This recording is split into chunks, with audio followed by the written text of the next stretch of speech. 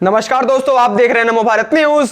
मैं हूं तो शुक्ला। दोस्तों, प्रधानमंत्री मोदी के मंत्रिमंडल में जल्द ही बड़े बदलाव होने वाले हैं और उसके संकेत भी अब देखने को मिलने लगे हैं। दरअसल अभी बीते दिनों प्रधानमंत्री मोदी के मंत्रिमंडल विस्तार से पहले केंद्र सरकार ने बड़ा फैसला लिया है और यह फैसला अचानक से ले लिया गया और अचानक से ही 8 राज्यों में नए गवर्नर नियुक्त किए गए हैं। इससे साफ हो चुका है कि मोदी मंत्रिमंडल में बड़ा बदलाव होने जा रहा है। राष्ट्रपति भवन की ओर से जारी एक विज्ञप्ति में बताया गया कि 8 राज्यों में राज्यपालों की नियुक्ति अथवा फेरबदल की गई है। इसके बाद यह भी कयास लगाए जाने लगे हैं कि मंत्रिमंडल का यह बदलाव काफी ज्यादा महत्वपूर्ण है, क्योंकि आगे आने वाले समय में प्रधानमंत्री मोदी देश को लेकर कुछ बड़े फैसले लेने वाले हैं, जिसके अंदर पीओके को भारत के अंदर वापस से शामिल करना भी एक अहम मुद्दा है। ऐसे में इस तरीके से मंत्रिमंडल के अंदर बदलाव कुछ बड़ा होने की तरफ ही संकेत देते हैं। और वहीं इस नए राज्यपालों की नियुक्ति को लेकर प्रधानमंत्री मोदी ने देश के अंदर एक इतिहास रच दिया है और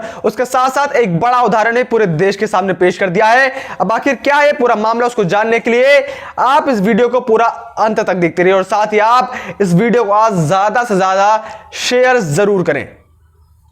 दोस्तों, प्रधानमंत्री मोदी को लेकर अक्सर यह कहा जाता है कि वो एक कट्टर हिंदू नेता है और वो सिर्फ देश के अंदर हिंदुत्व और हिंदुओं के लिए ही कार्य करते हैं। लेकिन यह बात सबको मालूम है कि देश के अंदर सबका साथ सबका विकास का नारा प्रधानमंत्री मोदी ने ही दिया था, जो इस बात को दर्शाता है कि प्रधानमंत्री मोदी की धर्म जाति के तमगे को न लेकर बल्कि पूरे समाज को लेकर आगे बढ़ते हैं। और यह बात सच है कि वो एक हिंदू नेता है और यह बात भी सच है कि प्रधानमंत्री मोदी भारत के एक ऐसे प्रधानमंत्री हैं जो अपने हिंदू होने पर गर्व जरूर करते हैं, लेकिन वो हमेशा पूरे समाज को एक साथ लेकर चलने की बातें करते हैं। और उसका उदाहरण भी अब देखने को मिल रहा है, जिसके बाद प्रधानमंत्री मोदी के ऊपर लगने वाले सारे इल्जाम बेबुनियादी लगते हैं।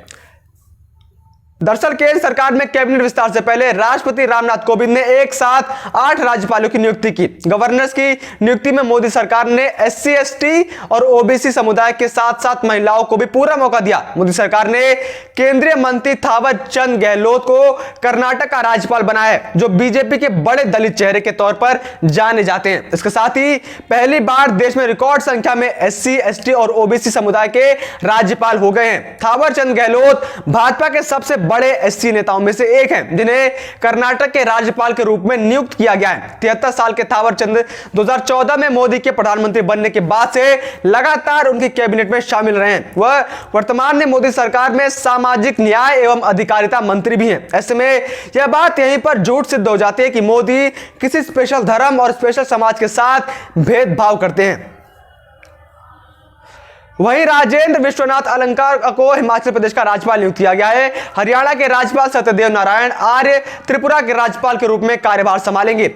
बेबी रानी मौर्य वर्तमान में उत्तराखंड के राज्यपाल के रूप में कार्यरत हैं। गुजरात भाजपा के नेता मंगू भाई छगन भाई पटेल को मध्य प्रदेश का राज्यपाल बनाया गया है, जो आदिवासी समुदाय के बड़े नेता हैं। वहीं अनसुईया उइके छत्तीसगढ़ की राज्यपाल है। लोनिया समुदाय के ताल्लुक रखने वाले फागू चौहान बिहार के गवर्नर पद पर कार्यरत हैं। रमेश बैस को झारखंड का राज्यपाल बनाया गया है, जबकि बंडारू दत्तात्रेय को हरियाणा के गवर्नर नियुक्त किए गए हैं। वहीं गंगा प्रसाद चौरसिया सिक्किम के राज्यपाल बनाए गए हैं और तमिलिसाई सौंदर्य राजन तेलंगाना के साथ पंडुचेरी के गवर्नर का पदभार संभाल रहे हैं। सिर्फ यही नहीं, इसके साथ यह शायद भारत के इतिहास में पहली बार है कि जाट समुदाय के 3 लोग देश में राज्यपाल हैं। जगदीप धनखड़ पश्चिम बंगाल में राज्यपाल है, वहीं आचार्य देवव्रत गुजरात के राज्यपाल है और सत्यपाल मलिक मेघालय के राज्यपाल के रूप में कार्यरत हैं। आरिफ मोहम्मद खान केरल के राज्यपाल हैं और नजमा हेपतुल्ला मणिपुर के राज्यपाल के रूप में कार्यरत हैं। दोनों ही मुस्लिम समुदाय की प्रमुख नेता हैं। 2 तेलुगु भाषी समुदाय के लोग भी देश के गवर्नर हैं। बंडारू दत्तात्रेय हरियाणा के गवर्नर नियुक्त किए गए हैं, जबकि आंध्र प्रदेश के भाजपा नेता डॉक्टर हरि बाबू कंभमपति को मिजोरम का राज्यपाल नियुक्त किया गया है। दोनों ही नेता तेलुगु समुदाय से आते हैं। वहीं SC ST और OBC समुदाय के साथ साथ इस बार मोदी शासनकाल में महिलाओं को भी पूरा मौका दिया गया। 2014 से अब तक 8 महिलाओं को राज्यपाल और उपराज्यपाल के पद पर नियुक्ति की जा चुकी है। यह भारत की नारी शक्ति को सशक्त बनाने के लिए प्रधानमंत्री के विश्वास के अनुरूप है। मोदी के मंत्रिमंडल में बदलाव से ठीक पहले जिस प्रकार से इन नए राज्यपालों की नियुक्ति की गई है, इसके अंदर भी एक बड़ा संदेश देखने को मिला है।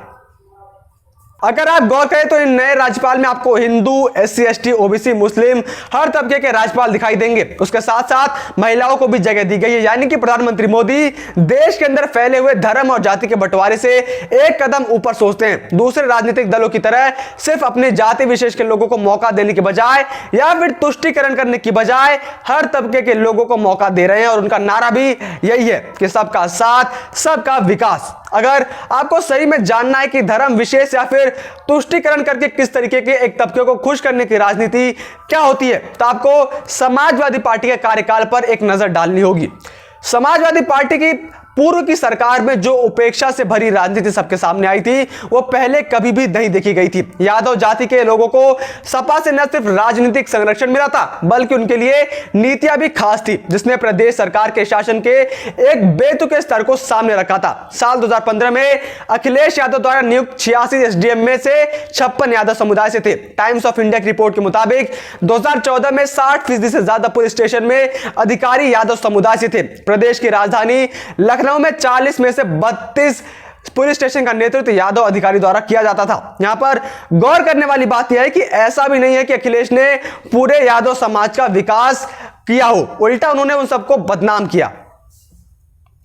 अखिलेश ने अपने परिवार, जानकार और खास लोगों को तो पद दे दिया और बाकी पूरे यादव समाज को भुला दिया, लेकिन इससे जनता के अंदर यादव को लेकर गलतफहमी हुई कि अखिलेश तो यादव के हितैषी हैं। ऐसा नहीं था, बल्कि अखिलेश तो उनके शत्रु थे जिन्होंने अपने खास लोगों को पद देकर यादव को लेकर देश को बांटा और उनके खिलाफ जनता के अंदर नफरत फैलाने का कार्य किया। तो ऐसे होती है देश के अंदर असल तुष्टीकरण की राजनीति। लेकिन मोदी के शासनकाल में तस्वीर पूरी उलट चुकी है। यहां पर अगर आप काबिल हैं तो आपको मौका दिया जाएगा, फिर उससे फर्क नहीं पड़ता कि आप अमीर हैं, गरीब हैं या फिर ब्राह्मण, क्षत्रिय, शूद्र, किसी भी चीज से फर्क नहीं पड़ता है। मोदी के शासनकाल में सिर्फ और सिर्फ काबिलियत से फर्क पड़ता है।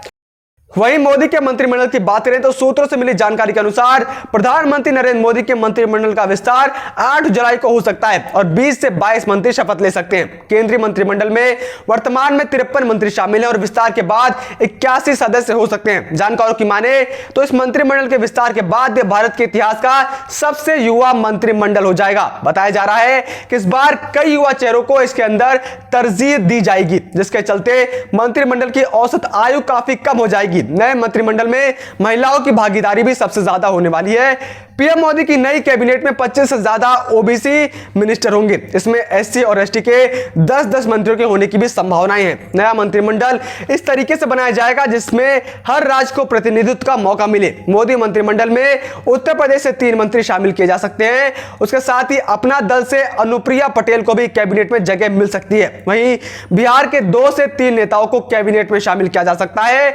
मध्य प्रदेश से 1 से 2 मंत्री, महाराष्ट्र से 1 से 2 मंत्री, जम्मू कश्मीर और लद्दाख से 1-1 मंत्री, राजस्थान से 1 मंत्री, असम से 1 से 2 मंत्री, पश्चिम बंगाल के 2 मंत्री और उड़ीसा से 1 मंत्री को कैबिनेट में शामिल किया जा सकता है। ऐसे में यह मंत्रिमंडल का विस्तार संकेत दे रहा है कि प्रधानमंत्री मोदी अपने मंत्रिमंडल में और चौकस और कर्मठ मंत्रियों को अपने मंत्रिमंडल में जगह देने वाले हैं, जिससे देश के अंदर विकास की रेल को और तेजी से दौड़ाया जा सके। जय हिंद, जय भारत। वीडियो को लाइक, सब्सक्राइब और शेयर करना ना भूलें।